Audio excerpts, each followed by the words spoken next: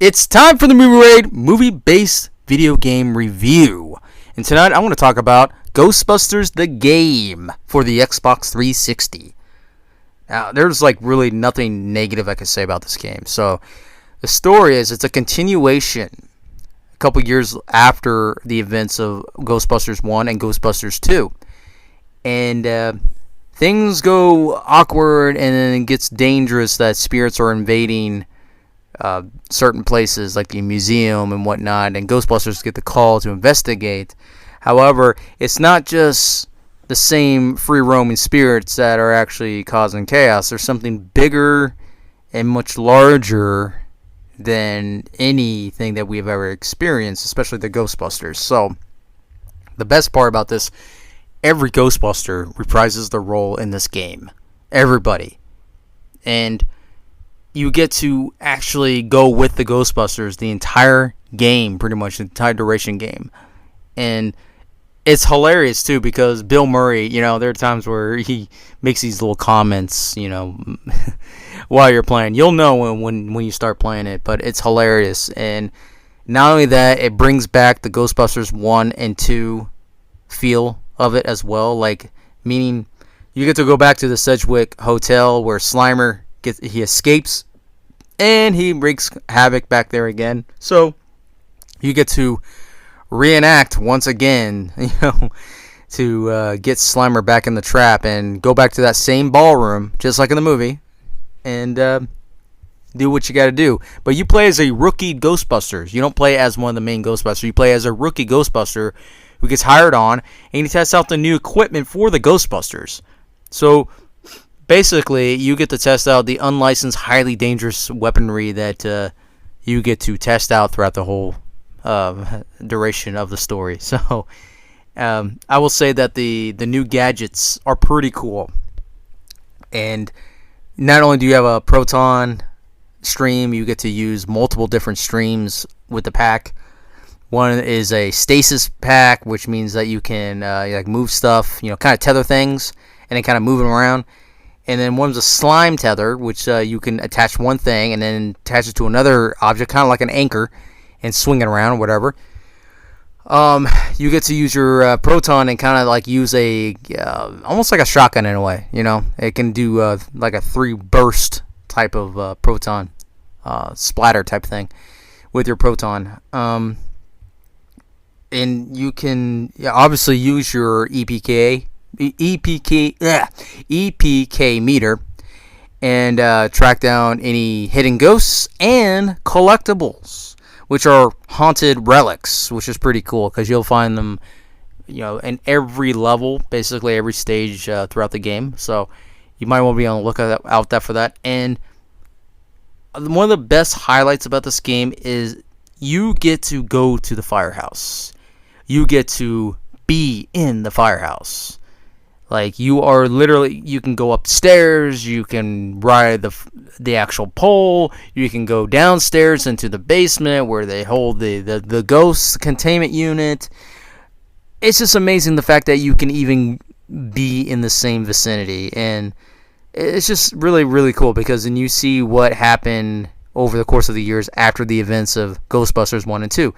You see there's changes, slight changes, not major changes, but slight changes in the vicinity of the firehouse, meaning that you actually get to see the big painting from Ghostbusters 2, if you know what I mean. And it talks. And it's also by the same person that voices that painting, who also performed in Ghostbusters 2 as the main villain, which is fantastic. So, collectibles wise, it's also really cool. When you collect them, they're actually in the firehouse duration. They just show up in the firehouse. So, meaning, if you find a painting that's haunted, it'll be in the firehouse, hanging on the wall, in the actual main area, or maybe in the bunk area, whatever. And I just absolutely love having, because I'm the type that likes to find collectibles and stuff. So I just absolutely love it. And you find different ghosts, and they have different information and different weaknesses of how to defeat them and whatnot. And yes, Stay Puft is back again, but not in the same fashion of story that we already explored in the movie. A little bit different. He has a different purpose in this game. So I'll just say that. But story-wise, the story has a much bigger and deeper feel with it. Think of how they were always talking about the end of the world every time an event in Ghostbusters 1 and 2 ever occurred. Because they're always talking to the mayor. Oh yeah, the end of the world type stuff. Well, in a way, this is the kind of event in this game, and it's definitely very, very real in this game. So, and bigger and badder ghosts to battle in this game. And again, you are never alone in this game. You have the Ghostbusters to always help you out, and you help them out. So if you're down, they'll always help you out. It's not stupid AI like where they're never gonna pick you up or whatever if you're in danger or something like that.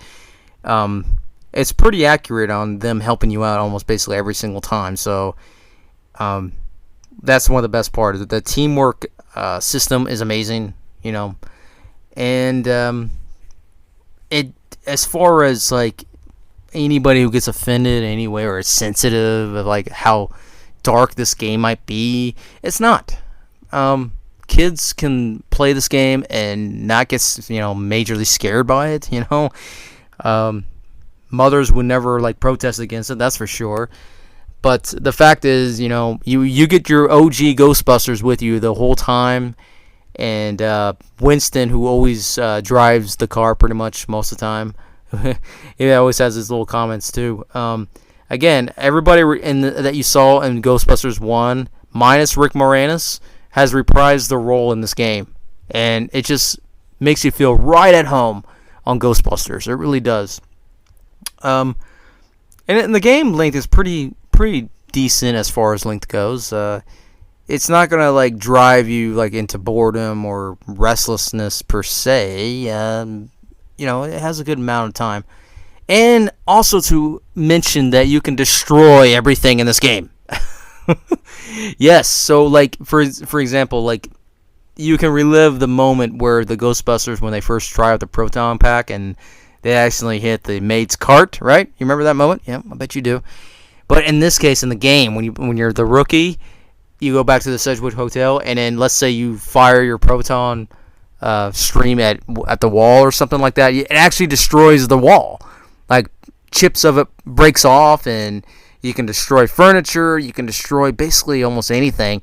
And here's the cool thing: is like there's a moment where you're gonna venture out in the city, and you got nothing but cars galore parked everywhere. But the Ecto 1, or I should say the Ecto 2 or 3, has a big upgrade. It has this massive ghost trap on top of it now, which basically is like a prototype that they're testing out, that you can capture ghosts while they're flying or whatever as you shoot them.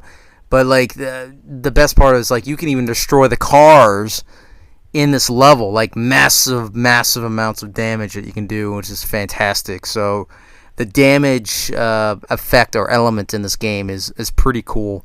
Destroy everything, have fun with it, So honestly, I really have nothing negative to say about this game. Like the gameplay, let's talk about the gameplay.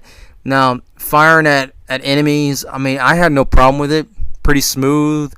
The Ghostbusters never got in my way per se, unless I actually, start firing in their direction, obviously. But for the most part, I never had an issue with AI getting in my way when I'm firing at an enemy or trying to capture a ghost or anything like that. I never had any issues about, trapping a ghost, because you can trap ghosts and they can trap ghosts too. And I love also the upgrade system. You can upgrade your proton packs or your packs itself, and the more ghosts you capture, the more money you make, and so forth. Or find hidden ghosts or whatever, you make more money that way. And that's how it works. You go to your upgrade thing, and the whole routine of that. But I will also say graphics are pretty decent for this game. I love the cinematics, the actual scenes. Really, really good detail to it. It's comical. Love it. Absolutely love it. Honestly, this is one of the few video game based movies, movie based games that I've ever played. One of the few. Because, again, when a company makes a game based off a movie, you're not going to always expect everything based from the movie. Chances are they always try to go for a different direction with just some elements of familiarity of that movie, right? And then generally, that game is never that good. Even though it's like, a popular movie or whatever, a very known title of that movie. But in this case, Ghostbusters, a game, honestly, it feels very much like a Ghostbusters 3 movie, which unfortunately is a missed opportunity. They should have done that in the first place, in my opinion. I really wish they made the movie off of this game, per se, because of how much of story was involved, including the librarian from the movie is actually in this game, too. I'm not going to say where. I will just simply say that she has a big role in this as well. And let's just say that a Ghostbuster wants to take his revenge on her, as you know. But I will say I'm definitely giving this a 10 out of a 10 on the ranking because awesome graphics for a 360 game. The videos are great, like the scenes, fantastic. The gameplay is pretty decent. I've even played it online one time, and I played with a human person, and I didn't have issues with that either. I mean, the challenges that they at that time that they offered, like as far as making money, earning in-game cash, for your upgrades and stuff. I mean, it was pretty smooth. It was pretty easy. And again, as far as difficulty, that's another thing I forgot to mention. The difficulty on this game is not really that tremendously hard. It really isn't. I will say, if you love achievements, and I love making bank on achievements and gamer score, I really do. I will say even the achievements are a little challenging. I mean that in a positive way. The achievements are pretty challenging. For example, beat the game without causing X amount of dollars of damage. And that's pretty challenging because damn near everything that you shoot at is going to cost you money what you shoot. Like if you shoot even a glass, it's $12. Or if you shoot a crate, that's $128. It adds up pretty quick. And there's also achievement to, beat the game and cause this X amount of dollar in damage, which is the best part, the fun part. And there's a few other achievements like, kind of subtly tell you what to do in a way. But it's a fantastic game. We got your original Ghostbusters reprising the roles, going on a big adventure with you, capping some ghosts, trapping some ghosts, And there's really nothing more I could actually expect out of this game. Like I said, it's a rare gem to find a movie-based game that was really good and satisfying. And this is a must-keep game. If you're a big Ghostbuster fan, get this game and play it, because if you haven't played it, I'm just saying you're gonna love it.